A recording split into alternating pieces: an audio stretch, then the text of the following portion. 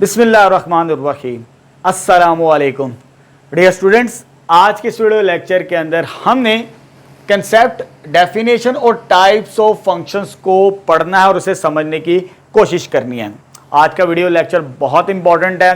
अगर ये चीज़ें क्लियर हो जाती हैं फिर आपके लिए एक्सरसाइज के सोल्यूशन फाइंड आउट करना बहुत आसान हो जाएगा। ठीक है, आज का जो वीडियो लेक्चर है ये दो क्लासेस की स्टूडेंट्स के लिए हेल्पफुल होगा। नंबर वन, वो कौन से स्टूडेंट्स हैं?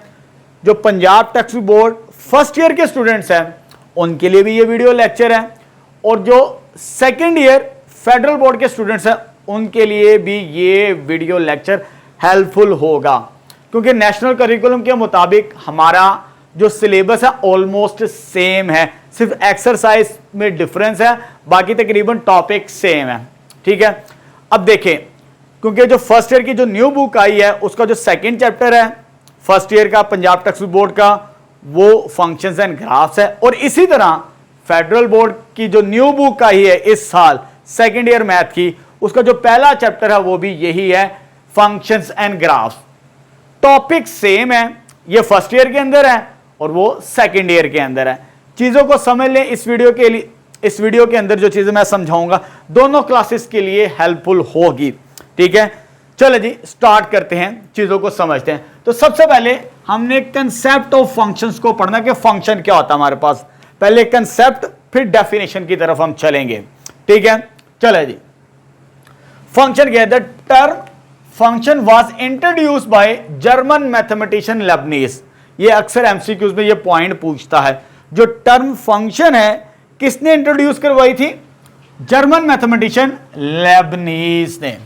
उसने क्या आइडिया पेश किया, हमें नजरिया बताया? To describe the dependence of one quantity on another, यानी किसी एक क्वांटिटी की किसी दूसरी क्वांटिटी के ऊपर डिपेंड करना। ठीक है, वो हमारे पास क्या कहलाता है? फंक्शन कहलाता है। वो बेसिक कंसेप्ट है फंक्शन का। ठीक है, एग्जांपल्स के थ्रू समझाऊंगा, फिर आपके लिए चीजों को समझना और आसान हो जाएगा। ठीक है, अब यहां पर दो चीजों की बात कर रहे हैं, दो चीजों के दरमियान रिलेशन। ठीक है, जैसे फॉर एग्जांपल मैंने इधर एग्जांपल भी लिखी है। For example the area of A square. आपको मालूम है जो एरिया ऑफ स्क्वायर शेप आपको मालूम है, स्क्वायर की कैसी शेप होती है? जिसकी चारों साइडें क्या होती है? सेम होती है हमारे पास। अगर इसका एरिया बात करें, एरिया किस पे डिपेंड करता है हमारे पास? वो इसकी साइड्स पे डिपेंड करता है, क्योंकि ऑल साइड्स क्या होती हैं? सेम होती हैं। ये लेंथ पे डिपेंड करेगा हमारे पास एरिया कितना आता है, यानी ये जो एरिया है वो किस पे डिपेंड कर रहा होता है? साइड के ऊपर। दो चीजों के दरमियान रिलेशन है हमारे पास। ठीक है, इस चीज को पॉइंट आउट कर लें। जो फंक्शन होगा very special type of relation होता है। ये रिलेशंस आप क्लास 9 के अंदर पढ़ चुके हैं, वहां पर भी फंक्शन का कंसेप्ट है हमारे पास। ठीक है, लेकिन हमने डिफरेंट वे से यहां पर लेके चलना है। The area A of A square, square का area depends on its side, x के ऊपर डिपेंड करता है। ये तो मेरा एरिया ऑफ स्क्वायर ये है। अगर मैं थोड़ा सा साइज को बड़ा कर लूं, लेंथ को बड़ा कर लूं, तो मेरा एरिया कितना हो जाएगा? ज्यादा हो जाएगा ना। अगर मैं थोड़ा और बड़ा करना चाहता हूं, ये लेंथ इतनी बढ़ा दूं, तो एरिया भी क्या हो जाएगा? वो बड़ा हो जाएगा। यानी जो एरिया है वो डिपेंड किसके ऊपर कर रहे हैं? हमारे पास लेंथ के ऊपर कर रहा है। सिंपल एक एग्जांपल को समझ लें, और बहुत सारी एग्जांपल्स है प्रैक्टिकल लाइफ के अंदर आप दे सकते हैं। ठीक है, अब देखिए मैंने आपको क्या बताया कि जो लेंथ, जो एरिया वो किस पे डिपेंड कर रही है? लेंथ पे। एरिया किस पे डिपेंड कर रहा है? लेंथ पे। चाहे लेंथ कम करें एरिया छोटा मिलेगा, लेंथ बढ़ाते चले जाएं स्क्वायर की, वो एरिया बड़ा मिलता चला जाएगा। ठीक है, तो ये दो चीजों के दरमियान जो रिलेशन है, इस तरह के जो रिलेशंस होते हैं ना दो चीजों के दरमियान, उसी से हम फंक्शन को डिफाइन करते हैं। ठीक है, एरिया का क्या फार्मूला होता है? ये तो फार्मूला मैंने लिखा हुआ है, area is equal to x square, length multiply by width. ठीक है, अब आपको चीजें क्लियर हो जानी चाहिए। ठीक है, और भी शेप्स ले सकते हैं, ये आपकी मर्जी है। ठीक है, यानी कि आपने कंसेप्ट कैसे लिया वो डिपेंड करता है दो चीजों के साथ। ठीक है, और एग्जांपल्स भी आप ले सकते हैं प्रैक्टिकल लाइफ के अंदर। अच्छा जी, एरिया इसके बराबर एक्स स्क्वायर, इसको रीड आउट कैसे करेंगे? A as a function of x. ठीक है, ये मेरे पास एक्स आ गया और यहाँ ए आ जाएगा मेरे पास, यानी एरिया किस पे डिपेंड करता है, एक्स के ऊपर। जरा ये कंसेप्ट क्लियर हो जाए, दो चीजों के दरमियान रिलेशन है, एक ताल्लुक है। ठीक है, एक्स को बढ़ाते चले जाएं एरिया बढ़ता चला जाएगा, एक्स को कम करते चले जाएं एरिया कम होता चला जाएगा। ठीक है, ये एक दूसरे के समझ लें। हमारे पास या बेसिक्स छोटी क्लासों के अंदर भी पढ़ चुके हैं, एक चीज इंक्रीज हो रही हो तो दूसरी चीज भी क्या होती है, इंक्रीज होती है। डायरेक्ट वेरिएशन पढ़ा होगा ना आपने, ये चीजें डायरेक्ट वेरिएशन, ये तकरीबन ऑलमोस्ट चीजें सिमिलर एक दूसरे के साथ जुड़ी होती है हमारे पास। अब आते हैं डेफिनेशन, कंसेप्ट मैंने आइडिया आपको बता दिया कि आइडिया मिला कैसे। ठीक है, अब आते हैं डेफिनेशन की तरफ। हमने मैथमेटिकल चीजें डील करनी है तो हमें ये डेफिनेशंस भी आनी चाहिए। डेफिनेशन क्या है, अ फंक्शन एफ, उसको एफ के साथ लिखेंगे, इज अ रूल, ये एक ऐसा रूल है, एक ऐसा तरीकाकार है, from set x to y, दो सेट्स के दरमियान। सेट्स आपने पढ़े हुए हैं छोटी क्लासेस के अंदर, 9th क्लास के अंदर भी, यानी दो सेट्स के दरमियान एक ऐसा रिलेशन है, एक ऐसा ताल्लुक है, एक ऐसा तरीकाकार है, रूल है, assign to each element of x, यानी एक्स का हर एलिमेंट असाइन करे, रिलेट करे to x exactly one element of y, यानी जो सेट एक्स होगा, जैसे मैंने ये सेट एक्स बनाया है, ये सेट वाई बनाया है, सेट एक्स का हर एलिमेंट वो वाई के एक एलिमेंट के साथ रिलेट करे, पेयर बनाए, उसको असाइन करे।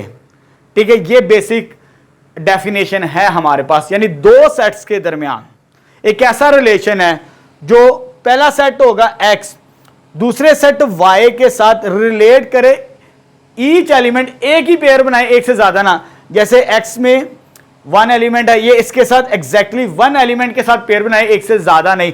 अगर वन इसके साथ भी पेयर बनाते हैं और इसके साथ भी पेयर बनाते हैं, अगर ये ऐसे ऐसे आ जाए इसके साथ भी, बी के साथ भी, तो वो फंक्शन नहीं होगा।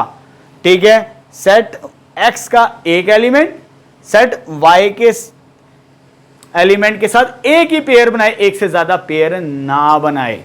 ठीक है, तो ये डेफिनेशन है हमारे पास फंक्शन की। अच्छा, यहां पर जो टर्मिनोलॉजी हम यूज कर रहे हैं, सेट एक्स टू वाई, तो फंक्शन हमारे पास क्या है, एफ।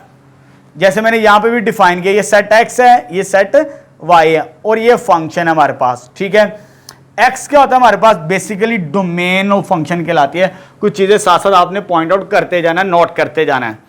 ये जो पहला सेट होता है एक्स, इसे हम डोमेन भी कहते हैं और इनपुट ऑफ ए फंक्शन भी कहते हैं। ठीक है, इस पॉइंट को नोट कर लीजिए, थोड़ी देर आगे जाके और ज्यादा एक्सप्लेन करूंगा मैं। ये जो सेट वाई होता है ना, ये वाला, ये आउटपुट होता है फंक्शन की, यहां इसे हम रेंज भी कह सकते हैं।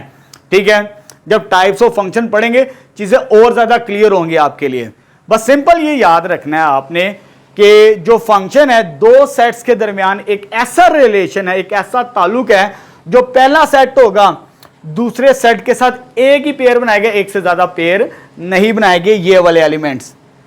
ठीक है, तो ये चीज क्लियर होगी आगे जाके, और जब हम टाइप्स ऑफ फंक्शंस को पढ़ेंगे।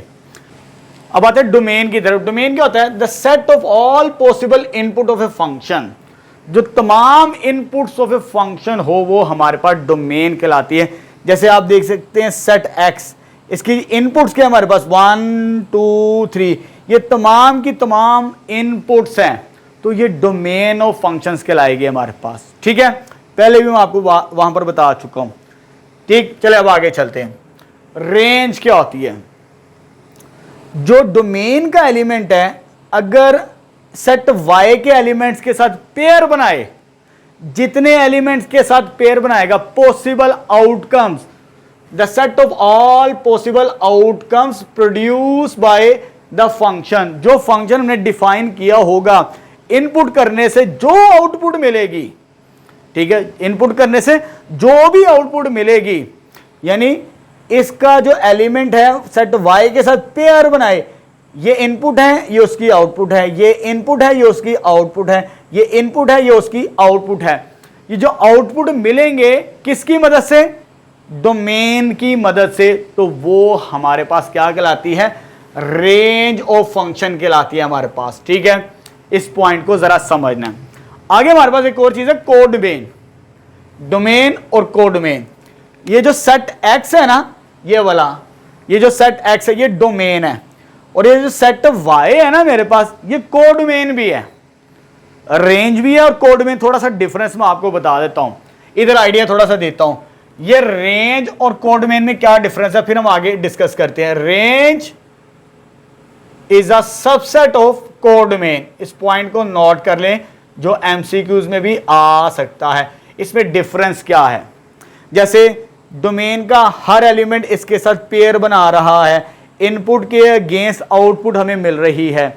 अगर इधर मैं एक एलिमेंट इधर लिख दूं 4 ABC, चलिए इधर D कर लेते हैं, इधर क्या कर लेते हैं, D कर लेते हैं हमारे पास। ठीक है, अब D तो इसके साथ कोई एलिमेंट X के अंदर नहीं है जो पेयर बना रहा है, जिसका हमें इनपुट मिल रहा हो, नहीं है ना। D का इनपुट हमारे पास नहीं है, A का इनपुट भी है, B का इनपुट भी है और C का इनपुट भी है। जिसके इनपुट हैं वो हमारे जो आउटपुट्स हैं, इसका आउटपुट, इसका आउटपुट, ये आउटपुट, ये आउटपुट्स हैं, ये आउटपुट नहीं है किसी की। ये जो 3 एलिमेंट्स है ये रेंज के हैं, और ये जो सारे के सारे हैं मेरे पास ये कोडोमेन के एलिमेंट्स हैं। ठीक है, आपको मालूम है सबसेट और सुपरसेट के बारे में। ये जो रेंज के एलिमेंट है ABC है, और कोडोमेन के एलिमेंट ABCD चारों हैं। रेंज के एलिमेंट इसमें मौजूद हो वो सबसेट कहलाता है हमारे पास। ठीक है, तो ये डिफरेंस है, इस पॉइंट को आपने क्लियर करना है। और यहां पे नोट कर लीजिए, रेंज जो सबसेट होती है कोडोमेन, समटाइम्स रेंज इक्वल भी आ सकती है, इक्वल भी आ सकती है। इस पॉइंट को आपने ज़हन नशीन कर लेना है। ठीक है, चलो जी, ये तो मैंने डिफरेंस बता दिया आपको, डोमेन, रेंज और कोडोमेन। अब आते हैं कंसेप्ट, सॉरी नोटेशन। फंक्शन को हम किस तरह लिखेंगे, फंक्शन का आइडिया तो हमें पता चल गया। ठीक है, अब उसको लिखने का अंदाज कैसे होगा, ये भी तो चीजें हमने मैथमेटिकली हैंडल करनी होती हैं। कैसे, देखिए आपको बताते हैं। अब notation of function, Swiss mathematician Euler, ये आयलर ने हमें एक सिंबल दिया कि फंक्शन को हम किस तरह लिखें। ये पॉइंट एमसीक्यूज में आ सकता है, स्विस मैथमेटिशियन आयलर, ये हमने आइडिया उसने दिया कि उसको लिखें कैसे, किस अंदाज के अंदर। Introduce by symbolic way to write the function, इस तरह री राइट किया करेंगे फंक्शन को। जैसे अभी हमने आपको बताया, जो कंसेप्ट में हमें क्या चीज का पता चला था कि दो चीजों के दरमियान रिलेशन है। जैसे इधर मैंने आपको बताया एरिया किस पे डिपेंड कर रहा था, लेंथ पे, area depend on its length. अब इस तरह री राइट किया करेंगे, दो वेरिएबल्स आ गए, दो चीजों के दरमियान रिलेशन है। जो y है वो किस पे डिपेंड करेगा, x के ऊपर। पॉइंट को नोट कर लीजिएगा, यहां पर मैंने इधर लिखा है, ये जो y is equal to f of x है, इसको इस तरह रीड आउट करेंगे, x as a function of y as a function of x। अब x क्या मेरे पास, इंडिपेंडेंट वेरिएबल, आजाद है। जो इनपुट करेंगे हमें y का आंसर मिलेगा, आउटपुट, ये चीज। ठीक है, आगे मैंने लिखा भी है, x को हम इंडिपेंडेंट वेरिएबल कहा करेंगे फंक्शन का, जिसे हम डोमेन का एलिमेंट कहेंगे, या इनपुट या प्री इमेज, तीनों एक ही चीज है, डिफरेंट टर्मिनोलॉजीज हैं, पढ़ते हैं डिफरेंट वेज से। ठीक है, डोमेन का कभी मैं वर्ड यूज करूंगा, कभी मैं इनपुट यूज करूंगा फंक्शन के लिए। ठीक है, ये पॉइंट आपको पहले क्लियर होना चाहिए।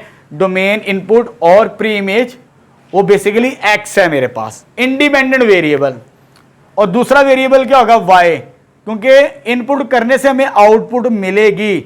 वाई किस पे डिपेंड कर रहा होता है, एक्स के ऊपर डिपेंड कर रहा होता है। ठीक है, तो वाई डिपेंडेंट वेरिएबल होगा, जिसे हम रेंज का एलिमेंट कहेंगे, आउटपुट कहेंगे या इमेज। ठीक है, इसको प्री इमेज और इसको इमेज भी पढ़ा जाता है, इस पॉइंट को नोट कर लेना। ठीक है, अब आते हैं आगे, जो आपकी बुक के अंदर भी हमने नोशन भी पढ़ लिया, डेफिनेशन भी और कंसेप्ट भी चीजें समझ ली। अब कुछ चीजें एमसीक्यूज में जो आपकी बुक के अंदर टॉपिक से रिलेट भी करती है कुछ चीजें। ठीक है, जैसे इधर मैंने लिखा है वर्टिकल लाइन टेस्ट। क्या होता है वर्टिकल लाइन टेस्ट, क्योंकि हम पढ़ क्या रहे हैं, फंक्शंस के बारे में। क्या पढ़ रहे हैं, फंक्शंस के बारे में। अब फंक्शन ग्राफिकली कैसे चेक किया जाए कि वो फंक्शन है या नहीं, इधर मैंने लाइन लिखी है, टू चेक गिवन कर्व, कोई भी कर्व हो सकती है, कोई भी शेप हो सकती है हमारे पास। इज अ फंक्शन और नॉट ग्राफिकली, ग्राफिकली वो फंक्शन है या नहीं, ये हमने समझना है, उसे कहते हैं वर्टिकल लाइन टेस्ट। ये आपके बुक के अंदर चीजें आएंगी, चीजें पहले क्लियर कर लें, ठीक है। जैसे मैंने एक एक्स वाई प्लेन के अंदर ये लाइन ड्रॉ की है, अब मैं स्ट्रेट लाइन फंक्शन है या नहीं ये चेक करना सिखाऊंगा आपको। ये सर्कल है, सर्कल फंक्शन होता है या नहीं। ये जो लाइन है, लाइन की इक्वेशन हमें मालूम है, इस लाइन की इक्वेशन हमारे पास होती है y is equal to x.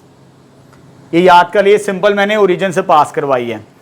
और ये सर्कल की इक्वेशन है x square plus y square is equal to r square, ठीक है। ये लाइन फंक्शन है या नहीं, जो कर्व हमें दी है, ये वाला सर्कल फंक्शन है या नहीं। क्या लिखा है इधर मैंने, वर्टिकल लाइन टेस्ट। यानी वर्टिकल लाइन टेस्ट एक ऐसा टेस्ट है जो किसी कर्व को ग्राफिकली हमें बता सकता है कि फंक्शन है या नहीं। बड़ा सिंपल सा तरीका क्या करना है, वर्टिकल लाइन क्या होती है, एक सीधी लाइन आपने कहीं पे भी ड्रॉ करें, इधर करें, इधर करें, इधर करें, इधर करें। जब मैं लाइन ड्रॉ करता हूं, ये लाइन और ये वर्टिकल लाइन, ये वर्टिकल लाइन कितने पॉइंट पे कट कर रही है, एक पॉइंट पे। अगर कर्व और वर्टिकल लाइन एक पॉइंट पे कट करे तो वो फंक्शन होता है। यस, इसका आंसर होगा function. Yes, it is a function, जो हमें कर्व की शक्ल में दिया हुआ है। अब आते हैं सर्कल की तरफ।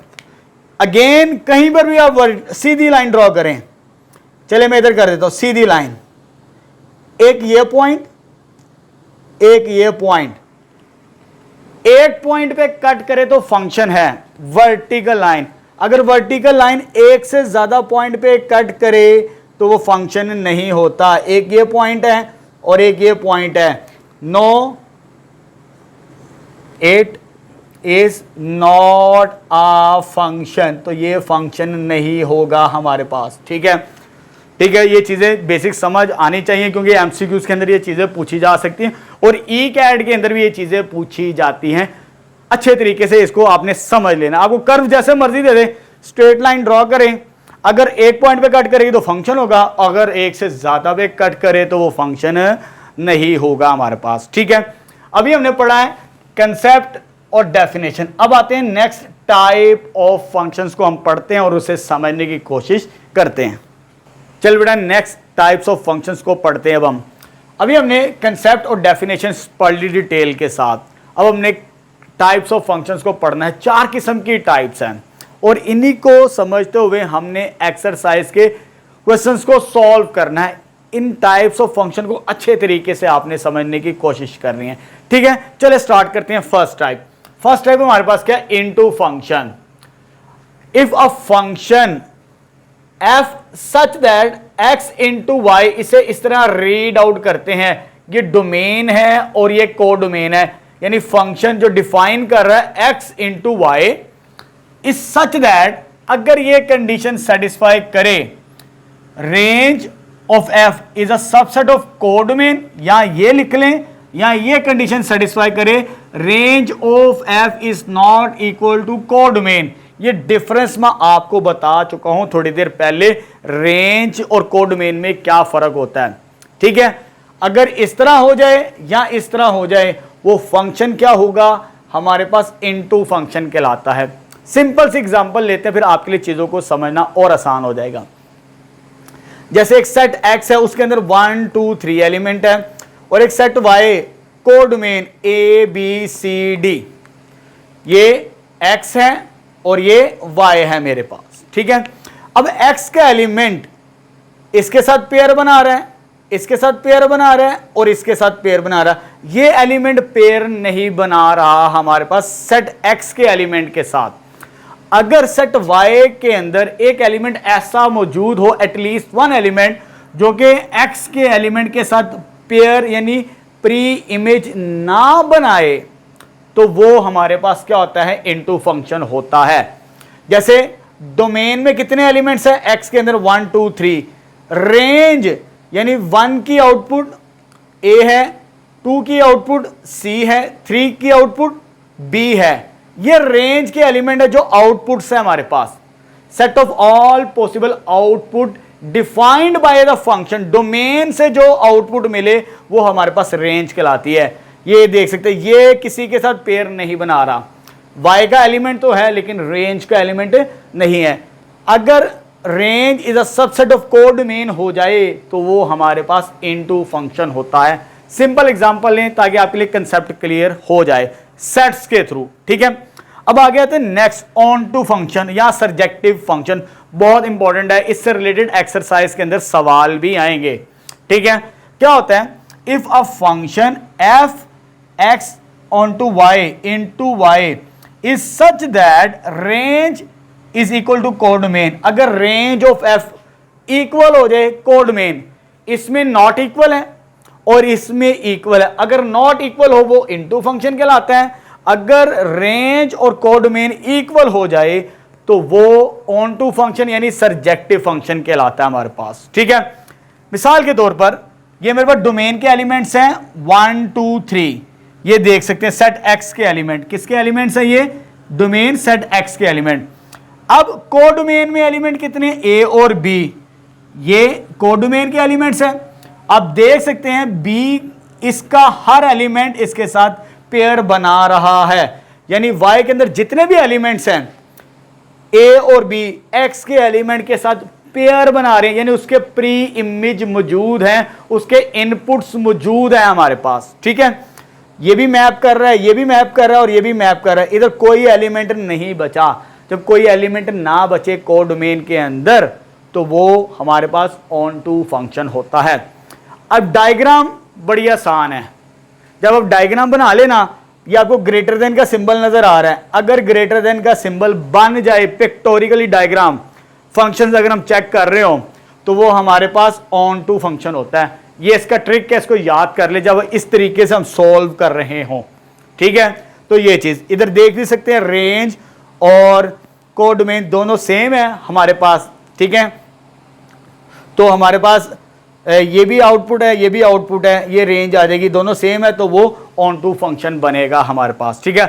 अब आते हैं थर्ड टाइप की तरफ, सॉरी उससे पहले आगे जाने से पहले इस पॉइंट को समझ लें, ये भी एक डेफिनेशन है, शॉर्ट वे है और इसी की मदद से हमने क्वेश्चंस को सॉल्व करना है, ठीक है। In other words, for every element of Y, Y का हर एलिमेंट, वाई का हर element there exist an x belongs to x, यानी इसका हर एलिमेंट इसके साथ पेयर बनाए, उस आउटपुट के अगेंस्ट इनपुट मौजूद हो तो वो हमारे पास फंक्शन ऑन टू कहलाता है। सिंपल, इसको इस तरह भी हम डिफाइन करें, जब मैथमेटिकली सॉल्व करेंगे ना चीज़ों को, फिर आपके लिए चीज़ों को समझना और आसान हो जाएगा, ठीक है। जब हमने सॉल्व करने होंगे एक्सरसाइज के क्वेश्चन, उससे ज़्यादा आपको समझ आएगी, ठीक है। ये तो अभी डेफिनेशंस हैं, ठीक है, लेकिन आपको पता होना चाहिए क्या चीज़ है डिफरेंस। अब आते हैं 1-1 और इंजेक्टिव, ये भी बहुत इंपॉर्टेंट है, इसको भी समझना है, ये थोड़ी डिटेल के साथ आपने समझना है और इससे रिलेटेड बहुत सारे सवाल हैं एक्सरसाइज के अंदर। 1-1 फंक्शन क्या होता है, a function is said to be 1-1 if different input produce different output, different input produce different output. ये मेरे पास इनपुट है और ये मेरे पास आउटपुट है, डिफरेंट इनपुट करने से डिफरेंट आउटपुट मिले, ठीक है, तो वो हमारे पास 1-1 फंक्शन कहलाता है। यानी 1 इसके साथ 1-1 पेयर बन रहा है, एक का एक, एक का एक के साथ, एक का एक के साथ, एक इनपुट एक आउटपुट, एक इनपुट एक आउटपुट। लेकिन यहां पे देखें, 2 इनपुट है और एक आउटपुट है, 2 इनपुट और अगर एक आउटपुट हो तो वो हम ऑन टू के अंदर चले जाते हैं, ठीक है। लेकिन इसमें क्या होता है कि डिफरेंट इनपुट की मदद से डिफरेंट आउटपुट मिले, वो 1-1 फंक्शन बनता है हमारे पास। अब यहां पर 2-3 पॉइंट्स को नोट करना है और इसी से हमने क्वेश्चंस को सॉल्व करना है। ये कंसेप्ट क्लियर हो गया, फिर एक्सरसाइज के सॉल्यूशन फाइंड आउट करना हमारे लिए आसान होंगे, ठीक है बच्चों। अब 1-1 हम 2 तरीके से चेक किया करेंगे किसी भी फंक्शन को, एक मैथमेटिकली और दूसरा ग्राफिकली। मैथमेटिकली कैसे चेक किया करेंगे, यहां पर भी 2 पॉइंट्स है, 2 तरीके मेरे पास उसको चेक करने के लिए। फंक्शन 1 1 है या नहीं, क्योंकि हमने एक्सरसाइज के सॉल्यूशन इन्हीं मेथड को यूज करते हुए सॉल्व किया करेंगे। ठीक है, इधर हमने डेफिनेशन पढ़ी, if different input produce different outputs, input यानी x1 x2 डिफरेंट, ये दोनों सेम नहीं है, अगर डिफरेंट इनपुट प्रोड्यूस उनके आउटपुट भी डिफरेंट आए, यानी इनपुट डिफरेंट रखने से आउटपुट भी डिफरेंट आए, तब भी वो फंक्शन 1 1 होगा। हम इस तरह वेरीफाइड किया करेंगे। यहां दूसरा तरीका अगर उल्ट कन्वर्स, यानी आउटपुट सेम रखने से अगर इनपुट सेम आ जाए, जरा पॉइंट को जरा समझना है, इधर था डिफरेंट इनपुट रखने से हमें डिफरेंट आउटपुट मिले तो वो 1 1 फंक्शन होता है। अगर सेम आउटपुट रखने से, अगर सेम आउटपुट रखने से हमें सेम इनपुट मिले तो वो हमारे पास फंक्शन 1 1 होता है। तो मैथमेटिकली हम इस तरह दो तरीकों से सॉल्व किया करेंगे, वो डिपेंड करेगा सिचुएशन, कौन सा आसान रास्ता है वो मैं आपको एक्सरसाइज के अंदर ही बताऊंगा। ठीक है, अब आते हैं ग्राफिकली कैसे चेक करें, जिसे हम हॉरिजॉन्टल लाइन टेस्ट भी कहते हैं। फंक्शन के बारे में तो अभी थोड़ी देर पहले मैंने आपको बताया कि अगर किसी कर्व को चेक करना है वो फंक्शन है या नहीं, उसके लिए वर्टिकल लाइन टेस्ट था। अब किसी को चेक करना है वो फंक्शन 1 1 है या नहीं, उसके लिए हम हॉरिजॉन्टल लाइन टेस्ट यूज करते हैं। कोई भी कर्व आ सकती है। मैंने यहां पे दो कर्व्स बना लिए हैं, एक y = x³ और दूसरा सर्कल की इक्वेशन। हॉरिजॉन्टल x एक्सिस के अलोंग होती है लाइन, यानी हम x एक्सिस के अलोंग एक लाइन ड्रॉ करेंगे। जैसे देखें, मुझे इस कर्व को चेक करना है ये 1 1 है या नहीं। अगर मैं हॉरिजॉन्टल लाइन, ये ग्रीन लाइन मैंने ड्रॉ किया है, कितने पॉइंट पे इसको कट कर रही है इस कर्व को? एक पॉइंट पे। अगर हॉरिजॉन्टल लाइन ड्रॉ करने से एक पॉइंट पे कट करे तो वो फंक्शन हमारे पास 1 1 होता है। Yes it is 1 1, yes it is 1 1 function. ठीक है, पॉइंट को नोट करते जाएं, एक्सरसाइज के अंदर हमें आसानी होगी सॉल्व करने में। अब आते हैं दूसरी कर्व की तरफ। ये मैंने सर्कल ड्रॉ किया, ये भी एक कर्व है। अगर हॉरिजॉन्टल लाइन एक्स एक्सिस के लॉन्ग ड्रॉ करें, कितने पॉइंट पे मीट कर रहा है जी? मोर देन 1 पॉइंट, एक से ज्यादा पॉइंट हमें मिल रहे हैं। इस लाइन को ड्रॉ करने से उसको 2 पॉइंट्स पे कट कर रही है। अगर 2 या 2 से ज्यादा पॉइंट पे कट करे हॉरिजॉन्टल लाइन तो वो 1 1 फंक्शन नहीं होता हमारे पास। ठीक है, सो इसका आंसर है नो, इट इज नॉट 1 1। ठीक है, पॉइंट नोट कर लीजिए। फिर आपके लिए एक्सरसाइज को सॉल्व करना, अगर ग्राफिकली करना चाहते हैं वो तरीकाकार भी मैं आपको बताऊंगा कैसे हम चेक किया करेंगे। ठीक है, हॉरिजॉन्टल लाइन टेस्ट की मदद से। ठीक है, दोनों तरीके आसान है, वो डिपेंड करेगा आपके ऊपर, आपने चीजों को कैसे हैंडल करना है। अब आगे आते हैं last, bijective function. Bijective function क्या होता है? A function is 1 1 and onto. अगर फंक्शन 1 1 भी हो और ऑन टू भी हो, दोनों हो, ये वाला, यानी 1 1 भी हो और ऑन टू भी हो, जिसे हम सर्जेक्टिव भी कहते हैं और इंजेक्टिव भी कहते हैं। अगर ये दोनों कंडीशन कोई फंक्शन सेटिस्फाई कर रहा हो तो वो हमारे पास बाइजेक्टिव फंक्शंस कहलाता है। अब बाइजेक्टिव फंक्शन जो भी होगा उसका हम इनवर्स कैलकुलेट कर सकते हैं। इस पॉइंट को नोट कर लीजिए, क्योंकि हमने इनवर्स मालूम करना भी सीखना है। अगर फंक्शन बाइजेक्टिव हो तो उसका इनवर्स एग्जिस्ट कर सकता है। इस पॉइंट को नोट कर लीजिए। ठीक है, अच्छा बच्चों, आज का वीडियो लेक्चर यहां पर तकरीबन हमारा ऑलमोस्ट कंप्लीट हो चुका है। अब करते हैं वाइंड अप, क्योंकि इस वीडियो के अंदर मैंने आपको क्या क्या चीजें समझाई, वो चीजें आपको अगले जो सॉल्व करेंगे एक्सरसाइज उसमें मदद देगी।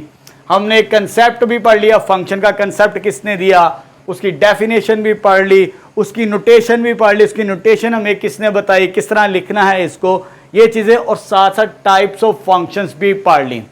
तो यहाँ पर हमारा आज का वीडियो लेक्चर कंप्लीट हो चुका है। ठीक है, इंशाल्लाह मिलते हैं नेक्स्ट वीडियो लेक्चर के अंदर।